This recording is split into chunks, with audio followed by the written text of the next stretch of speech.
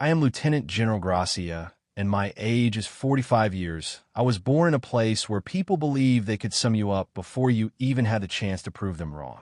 Our town was small, the kind of place where gossip spread faster than the wind, and reputations were built or destroyed over a single moment. If you were born strong, fast, or clever, the whole world seemed to open up for you. But if you were like me, skinny, sickly, and quiet, people wrote you off before you could even speak. From as early as I can remember, I wanted to serve in the Army. I don't know exactly when the dream took root. Maybe it was the old recruitment posters in the post office with their bold letters and fierce-looking soldiers. Or maybe it was the day I saw a decorated officer at the local parade, medals gleaming on his chest, children staring at him like he was a superhero. Whatever it was, that dream stuck to me like a second skin. But the moment I told people about it, they laughed.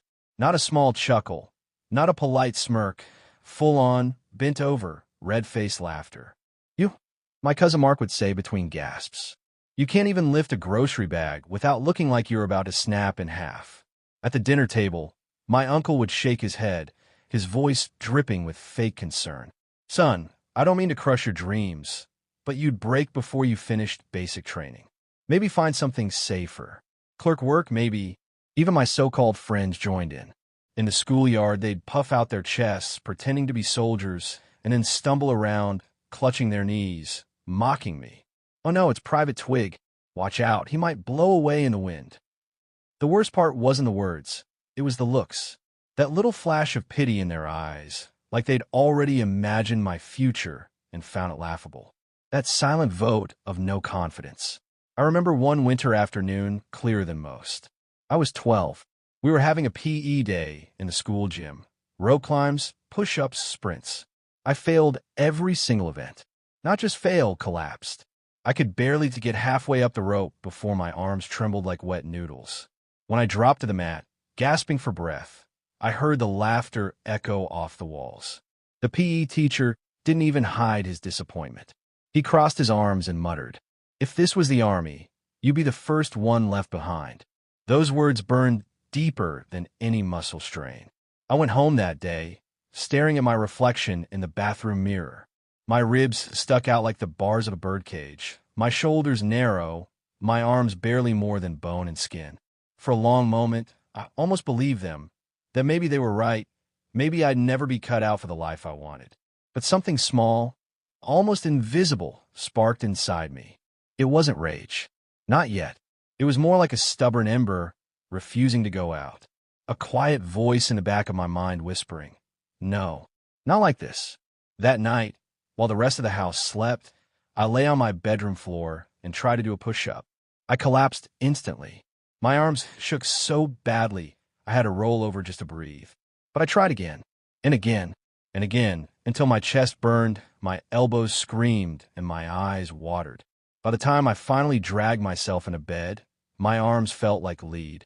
But I slept with a strange kind of peace because for the first time in my life, I'd done something about it. It wasn't much, but it was mine.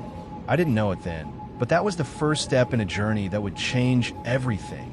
A journey fueled not by encouragement, but by the sound of every single laugh I'd ever heard at my expense. The first spark of defiance. The thing about humiliation is it doesn't leave quietly. It clings to you, replaying in your head like a bad song you can't turn off. 4 weeks after that rope climb disaster in the gym, I heard the echo of their laughter in the most unexpected moments, washing dishes, walking to school, even brushing my teeth. My mind would slip back into that gym. The smell of old sweat, the cold sting of the rope against my palms, the taste of failure in my mouth. I stopped talking about the Army. Not because I'd given up, but because I'd learned something. Dreams are fragile, and the more you talk about them in front of the wrong people, the easier they are to destroy. So I went quiet. On the outside, I was still the skinny, harmless kid everyone knew. On the inside, something was shifting. One night, I waited until my parents' bedroom light went dark. The house was still. The only sound was the hum of the old refrigerator. I slipped out of bed and laid down on my carpet. Push-ups again. The first week, I barely improved. My arms trembled after just a few reps, and I would lie there, staring at the ceiling, my lungs burning. But I kept coming back. Every night. No one knew. No one cheered me on. I started adding more crunches, squats, jogging in place until my calves felt like fire. I didn't have weights, so I filled a backpack with old textbooks and used that. It wasn't much, but I was no longer waiting for someone to save me. Some nights, doubt crept in. What if they're right? What if I'm wasting my time? But I pushed through because I knew something they didn't. Discipline doesn't need an audience. After a few months, I noticed changes. My shirts fit tighter around the shoulders. My legs felt more solid. My reflection still wasn't impressive, but I was starting to recognize myself. Then came the first test. It was summer. My older brother, Ryan, 3 years my senior and my loudest critic, challenged me to an arm wrestling match in front of our cousins. Normally, I'd avoid it, knowing I'd lose in seconds. But this time, I sat down across from him. He smirked. "Don't cry when I slam you, Twig." Our hands locked. At first, he pushed me halfway down immediately, grinning for the crowd. But I didn't break. I dug my feet into the floor, jaw clenched, feeling the muscles in my arms scream. Slowly, painfully slowly, I pushed back to center. His smirk faltered. When I finally slammed his hand to the table, the room went silent for a beat before the cousins erupted in laughter, this time at him. Ryan pulled his hand back, muttering fluke. But I saw it. That tiny flicker of doubt in his eyes. The first crack in the wall. That night, I didn't just fall asleep. I slept like a soldier. Because I had tasted something intoxicating, the satisfaction of proving someone wrong. And once you taste it, you'll do anything to taste it again. The wall of doubt. Progress is a dangerous thing. It feels good, so good, that you start to think it's unstoppable. But it's not. By the time I was 15, I had been training in secret for almost 3 years. I could finally run a few miles without collapsing, do sets of push-ups without my arms turning to jelly, and even handle light weights at the school gym. I still kept my mouth shut about the Army, but deep down, I was starting to believe it might actually be possible. And then, life reminded me how fragile momentum can be. It happened in late autumn. The air had that sharp, metallic chill that makes you pull your jacket tighter. Our school had organized a charity obstacle course, rope climbs, wall jumps, crawling under nets, and my friends, or maybe I should say friends, convinced me to join. I didn't want to. The last time I'd done anything like this in public, I'd been humiliated. But they insisted. "Come on, Gracia, you've been looking stronger lately," one of them said with a grin that I now realize wasn't encouragement. It was bait. I told myself this was my moment, my first public victory. I'd show them. The first few obstacles went well. I jumped over the small walls, sprinted through the tires. I could hear my heartbeat pounding in my ears, but I was keeping pace with guys who'd been athletic their whole lives. Then came the rope climb, my old enemy. I jumped, grabbed the rope, and started hauling myself up. At first, my body responded the way I trained it to. Hand over hand. Tight grip. Knees locked to anchor. I was halfway up when my foot slipped. I tried to recover, but the rope was slick with cold and sweat. My grip faltered. My hands burned as I slid down. I hit the ground hard, the air bursting from my lungs. For a second, I couldn't move. Then I heard it. Laughter. That same echo from years ago, bouncing off the gym walls in my mind. Ryan's voice cut through the noise. "Looks like some things never change." I felt my ears burn. My chest tightened, not from the fall, but from shame. I got back up and tried again, but my hands wouldn't close properly. My body betrayed me. I had to skip the obstacle, which in the eyes of everyone watching meant failure. When it was over, I walked home alone. My legs ached, but that wasn't what hurt. What hurt was the creeping thought. Maybe they were right all along. Over the next few weeks, that thought grew louder. I skipped a few training nights, then more. I told myself I was resting, but really, I was avoiding the reminder that I still wasn't good enough. One night, I sat on the edge of my bed, staring at the backpack of books I used as makeshift weights. It was collecting dust. My arms felt weaker already. I thought about all those years of effort. And for what? To fall flat in front of the same people who had always doubted me. That night, I almost quit. But almost is a strange word. It means you're standing on the edge, one small push away from giving up completely. But you haven't jumped yet.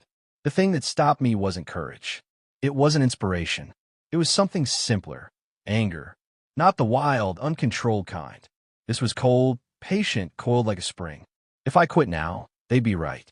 Forever. And I couldn't live with that. I picked up the backpack. My hands shook as I slid it on. And I started again. Slowly. Painfully. But I started. That was the night I learned the most important lesson in training, in life, in everything. It's not about never falling. It's about refusing to stay down. The hidden grind. When you decide to rebuild yourself from the ground up, the first thing you learn is that no one's coming to watch. There's no applause, no cheers, no motivational music playing in the background. It's just you and the work. After the rope climb, humiliation, I made a silent promise to myself, one I didn't say out loud, because words can be broken. Actions can't. I didn't just go back to my nightly push-ups. I rebuilt my entire life around training. At first, it was still in secret. Late at night, when my family slept, the faint moonlight spilling through my window. I'd do push-ups until my chest burned, then hold a plank until sweat dripped onto the carpet. But as weeks became months, I realized secrecy wasn't enough. I needed volume. I needed to train like my life depended on it, because in a way it did. My dream was my life. The physical build. I started waking up before dawn, lacing up my worn-out sneakers and running in the biting morning air. My breath turned to clouds in front of me. Some mornings it rained, some mornings it snowed, but I ran anyway. I didn't have access to a real gym, so I made one. 2 buckets filled with sand became my dumbbells. An old wooden beam in the shed became my pull-up bar. A thick rope tied to the oak tree in our backyard became my new training rope, the one I swore I'd conquer before I ever touched another competition rope again. My hands blistered, the skin peeling raw in places. My forearms ached constantly. My mother noticed the calluses but thought they were from roughhousing or yard work. I didn't correct her. The mental build. Physical pain was easy to understand. It burned, it healed, it got stronger. But the mental part, that was harder. Every run had a point where my lungs screamed for me to stop. Every set of push-ups had that rep where my body begged me to quit. That's where I trained my mind. I told myself I wasn't done until the voice inside my head was begging me to quit, and then I'd do 5 more. I taped a note to my wall. It had just 4 words, "They will see me." Every time I thought about sleeping in or skipping a set, I'd look at that note. I'd picture Ryan's smirk, my uncle's pity, my PE teacher's shake of the head. And I'd keep going. The first true change. By 16, I didn't just look different, I was different. My shoulders had broadened, my arms had definition, my legs felt like steel springs. But more importantly, I carried myself differently. One afternoon, I passed a group of classmates who used to mock me. They didn't say anything. They just watched me walk by. That silence was the sweetest sound I'd ever heard. The rope redemption. It was late summer when I finally decided to face my ghost. I stood in the backyard, staring up at the training rope hanging from the oak tree. My palms were already sweating. The first time I tried to climb a rope, I'd failed. The second time, I'd humiliated myself. But this time I didn't hesitate. I jumped, gripped, and pulled. Hand over hand. Locked the knees. Halfway point. No slip. 3/4, forearms burning, but no shake. Then the top. I slapped the branch with my palm, hung there for a second, then slid down slowly, controlling every movement. No crowd. No applause. Just me, standing in the backyard, breathing hard with the kind of grin that comes from knowing you've just buried a demon. That night, I wrote something under my forward note. It said, "And they will regret." I didn't know it yet, but my hidden grind was about to end, because I was finally ready to face the world head-on. The gatekeepers. The day I walked into the recruitment office, I thought I was ready. I'd spent years transforming myself, running through blistering winters, lifting until my muscles screamed, climbing ropes until I could do it in my sleep. I thought that meant I'd earned the right to stand there in that doorway, chin high, chest out. But the military doesn't care about who you were before you walked in. The recruitment officer looked up from his desk, a mountain of a man with a square jaw and a uniform that seemed molded to his frame. His eyes scanned me up and down in a way that stripped away every ounce of confidence I'd built. "Name," he barked. "Gracia," I said, trying to keep my voice steady. He scribbled it down, still not looking impressed. You want to serve? Then you'll have to prove it. And out there, he jerked his chin toward a photo of soldiers scaling a wall in full combat gear. Nobody cares about your excuses. The first filter, the physical assessment, was brutal. I thought my training prepared me, but this was something else. Sprints in blistering heat, push-ups until your triceps felt like molten lead, carrying sandbags up steep inclines while instructors screamed in your ear.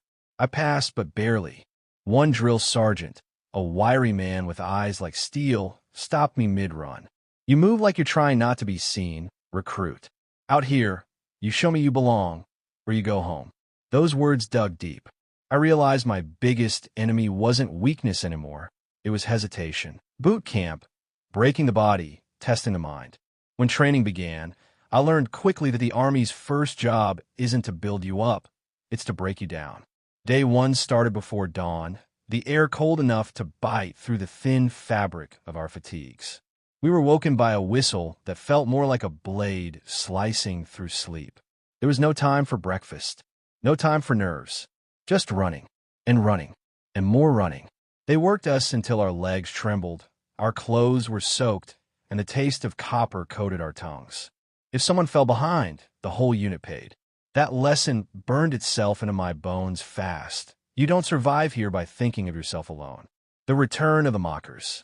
Even here, among people who'd signed up to serve, I found my new Ryans and PE teachers, recruits who sized me up and decided I wasn't worth their respect.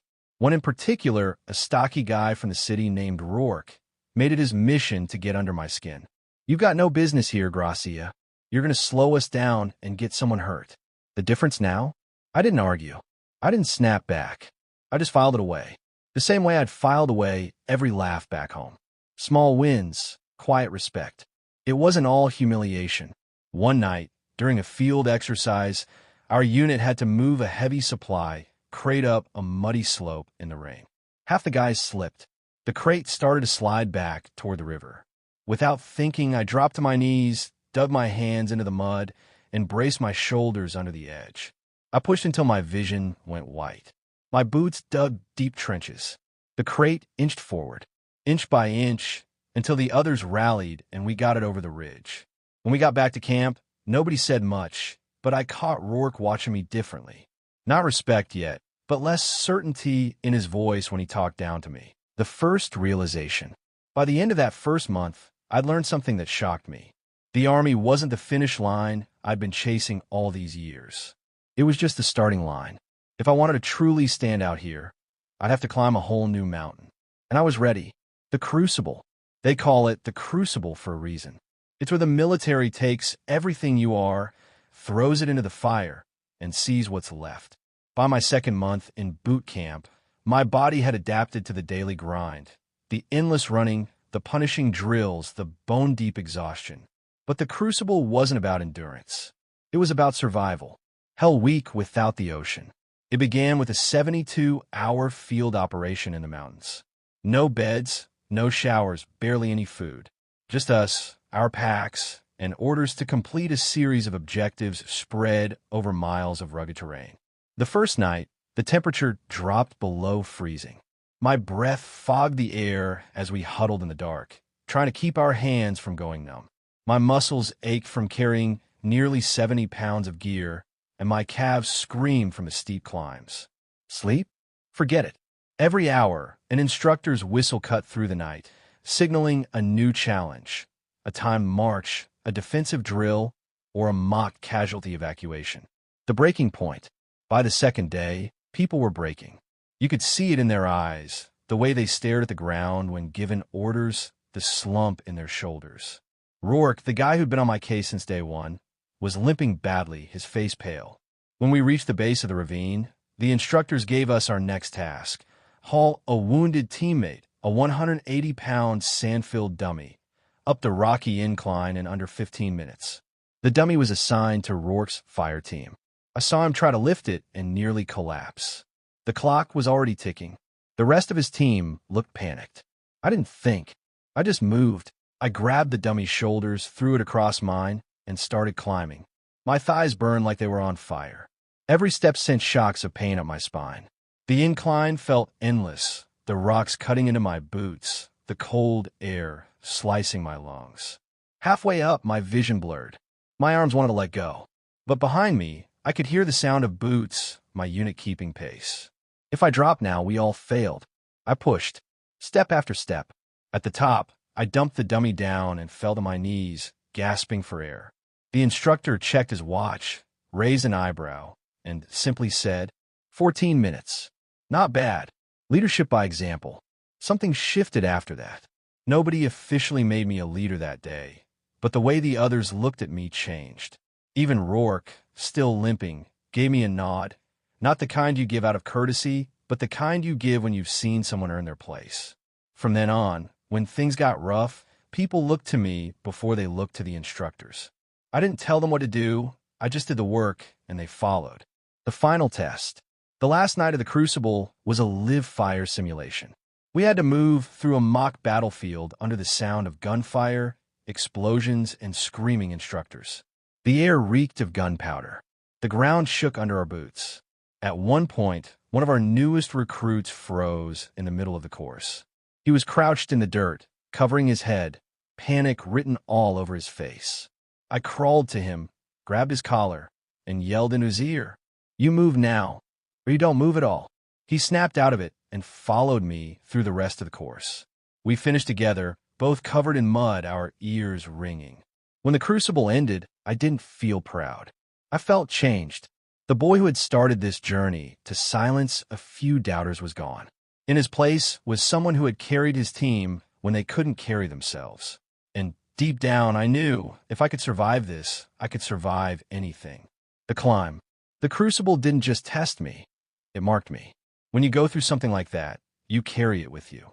The smell of gunpowder, the taste of dirt, the way your heartbeat becomes a drum that drowns out every thought except keep moving. It burns away all the excuses you used to have.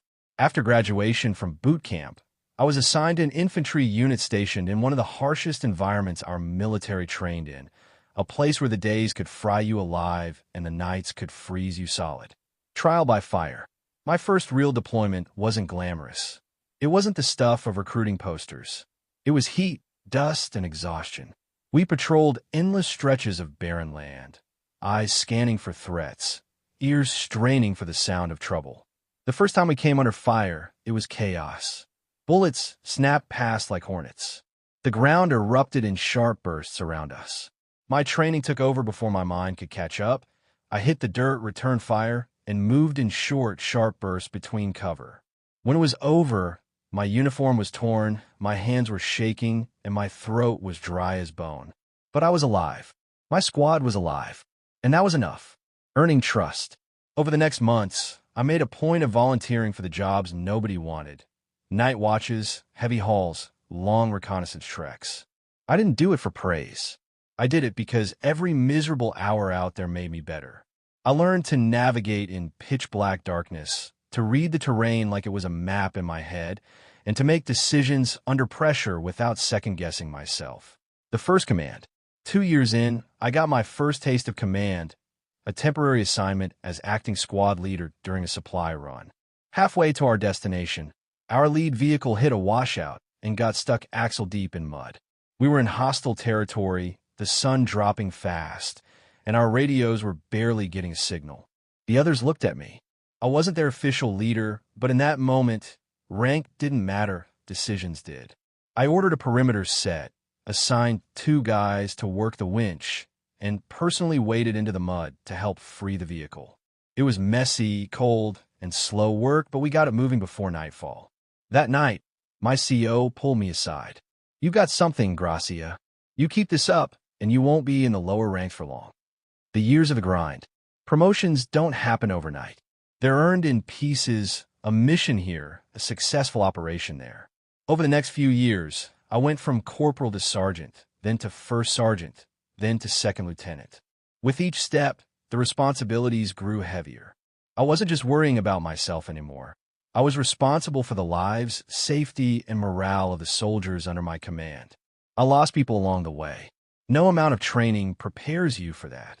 Each loss was a scar that didn't heal, a reminder that leadership is more than strategy. It's carrying the weight of every decision you make. Strategic thinking. What set me apart wasn't just physical grit. It was the ability to see the bigger picture.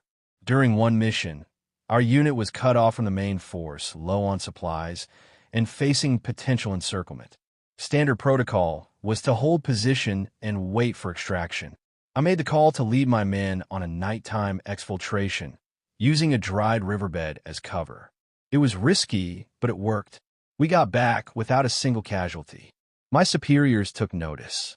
The climb continues. By the time I hit my 10th year of service, I was Major Gracia. My dress uniform now carried rows of ribbons and medals, each one a story of sweat, sacrifice, and survival. But I wasn't done. Not by a long shot. The higher I climbed, the more I wanted to see just how far I could go. I didn't know it then, but my rise through the ranks was leading me toward the title that would change everything, Lieutenant General. And when I reached it, I'd finally have my chance to go home and show them exactly what they had dismissed all those years ago. The medal and the moment. By my 15th year of service, I had faced heat that could cook metal, cold that could shatter bone, and situations where one wrong call could mean the end for everyone under my command. But the operation that changed everything didn't happen on some sprawling battlefield. It happened in a narrow valley that wasn't even on most maps. The operation. We were tasked with extracting a stranded Allied unit that had been pinned down for over 36 hours. The terrain was a nightmare. Steep cliffs, jagged rocks, and only one narrow pass leading in and out. To make it worse, the enemy had set up ambush points along that pass. Every briefing we had ended with the same warning. This is a meat grinder. You go in, you better be damn sure you're getting out. I was commanding a combined force, part of my own regiment, part of a quick reaction team flown in for support. Dozens of men and women were looking to me for a plan that wouldn't get them killed. The plan. Most leaders would have gone in heavy, overwhelming firepower, maximum aggression. But I learned a long time ago that brute force isn't always the best tool. I proposed something different. We'd move under the cover of night, split into 2 units, and take the higher ground on both sides of the valley. While the enemy was focused on our main approach, a small decoy team with suppressive fire. The rest of us would flank from above, clearing their positions and securing the pass for extraction. It was dangerous, complex, and left zero room for error. Execution under fire. We moved just after midnight. The valley was pitch black, our only light the faint glow of distant stars. My boots slipped on loose rock, my breath clouded in the freezing air. Every sound felt louder than it should have been, a single crunch of gravel, the click of a safety being switched off. Halfway up the ridge, we heard the first burst of enemy fire on the decoy team below. That was our cue. We hit the enemy positions hard and fast. The first minutes were chaos.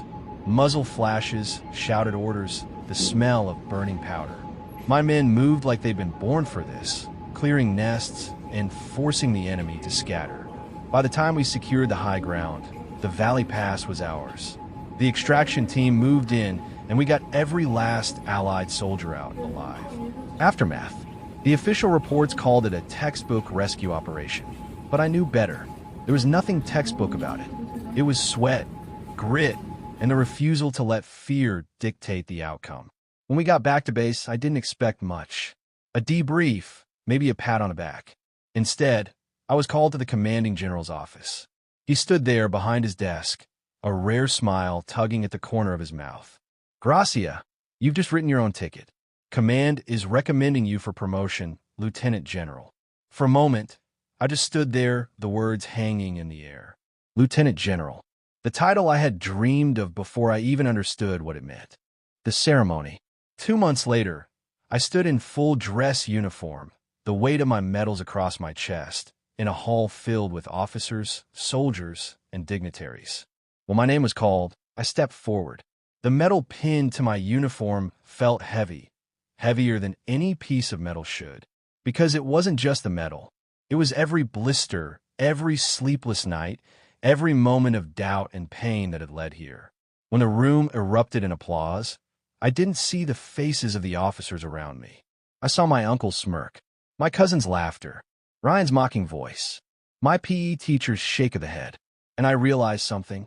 I hadn't just proved them wrong. I had become the man they couldn't even imagine. And yet, there was one thing left. One final, personal mission that no medal could replace. The homecoming. The military had taken me across continents, deserts, mountains, jungles, but nothing felt as alien as the streets I grew up on. It had been over a decade since I'd last walked them. The houses were the same, the sidewalks cracked in the same places, the street lamps flickering with the same yellow light. But I wasn't the same. I didn't come in quietly. My transport vehicle rolled up in broad daylight, the kind of official convoy that made heads turn. I stepped out in full dress uniform, the sun catching the polished metals across my chest. For a moment, the street froze. People who had once passed me without a second glance now stopped mid-step. Conversations halted. Eyes widened. The first person I locked eyes with was Mrs. Dale, my old neighbor, who used to shake her head whenever she overheard me talking about joining the army. Some kids just aren't built for that kind of life, she'd once told my mother within earshot. Now she just stared. Her lips parted like she was about to speak, but nothing came out. I gave her a polite nod and kept walking. The family reunion. My parents were waiting on the porch, unsure how to react to the uniform, the medals, the title. My father's eyes softened with something like pride. My mother, she was crying before I even reached the steps. And then came Ryan. He stepped out from the doorway, older now, but still carrying that same swagger. For a second, I saw the flash of the teenage version of him, the one who'd called me a twig and laughed when I failed the rope climb. He opened his mouth, probably to say something sarcastic, but his eyes flicked down to my chest, the medals, the ribbons, the insignia, and whatever words he had died on his tongue. I didn't gloat. I didn't need to. Instead, I extended my hand. He hesitated, then shook it. I could feel the stiffness in his grip, the unspoken acknowledgement. Old friends, new eyes. Word spread fast. By the end of the day, I couldn't walk 2 blocks without running into someone from my past. The old gym coach who told me I wasn't cut out for this stuff avoided my eyes entirely. My former classmates, the ones who'd laughed in the schoolyard, now crossed the street just to greet me. Even my uncle, the loudest of my early doubters, showed up at my parents' house that evening with a bottle of whiskey and a sheepish grin. It wasn't apologies I was after. It was the silence in the room when I walked in, the way they all measured their words, the weight of my presence pressing down on their memories of how they treated me. The moment. That night, as the sun dipped low and the street lights hummed to life, I stepped outside alone. The cool evening air carried the distant sound of laughter, the rustle of leaves. I stood there in my uniform, hands clasped behind my back, and took in the place that had tried to convince me I'd never be enough. And for the first time, I realized the revenge had never been about making them feel small. It was about making myself unshakable. Still, watching them swallow their words was sweeter than I'd ever imagined. When I was a boy, I thought revenge would feel like fire, hot, explosive, and consuming. But standing there in my hometown as Lieutenant General Gracia, I realized it wasn't fire at all. It was steel. Cold, solid, unbreakable. The fire had been the training. In the early mornings when my breath fogged the air, in the late nights when my arms trembled under the weight of a backpack full of bricks. The fire was in every insult I swallowed, every smirk I stored away, every time I pushed through when my body begged me to stop. But steel is what you become after the fire. What they never saw. They didn't see the rope burns on my hands when I first learned to climb. They didn't see the blisters on my feet from running miles in shoes that should have been thrown away. They didn't see the nights I lay awake, staring at the ceiling, wondering if maybe they were right, and I really wasn't enough. They only saw the result. The medals, the title, the uniform. And that's the thing about transformation. People never notice the years. They notice the moment. What I learned. If there's one truth my journey burned into me, it's this. Nobody gets to write your ending, but you. You will be underestimated. You will be told you can't. You will have people, sometimes even the ones closest to you, stand there and laugh when you fall. Let them laugh. Let them doubt. Because if you keep moving, if you keep building in silence, there will come a day when you walk back into the same room, and the room will never see you the same way again. The real payoff. The revenge wasn't in their regret. It wasn't even in their respect. It was in the fact that their words didn't matter anymore. I didn't need them to believe in me. I had become someone I believed in. As I stood outside that night, the cool air brushing against my face, I unbuttoned my uniform jacket just enough to feel the weight of the metal beneath my hand. It was heavy, yes, but not as heavy as the years it represented. And in that quiet moment, I smiled. Not because I'd proved them wrong, but because I'd proved myself right. If you've ever been doubted, underestimated, or dismissed, remember this story. Don't waste your breath trying to convince them now. Build yourself in silence, and one day, let your presence do the talking.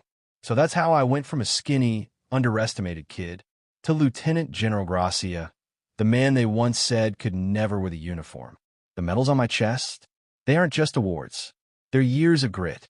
They're every drop of sweat, every bruise, every night I told myself, one more rep, one more mile, one more day. And if you take anything from my story, let it be this: you don't have to fight every battle out loud. Sometimes, the most satisfying revenge is the one you prepare in silence until the day you walk back into the room and they can't look at you without remembering every word they once said. Build yourself, believe in yourself, and when the time comes, let your presence do the talking. If this story gave you chills, hit that like button so more people can hear it. Drop your own prove them wrong moment in the comments. I read every single one. And don't forget to subscribe, because we've got even more stories of justice, redemption, and sweet, sweet payback coming your way. Until next time, stay strong, stay focused, and keep building in silence.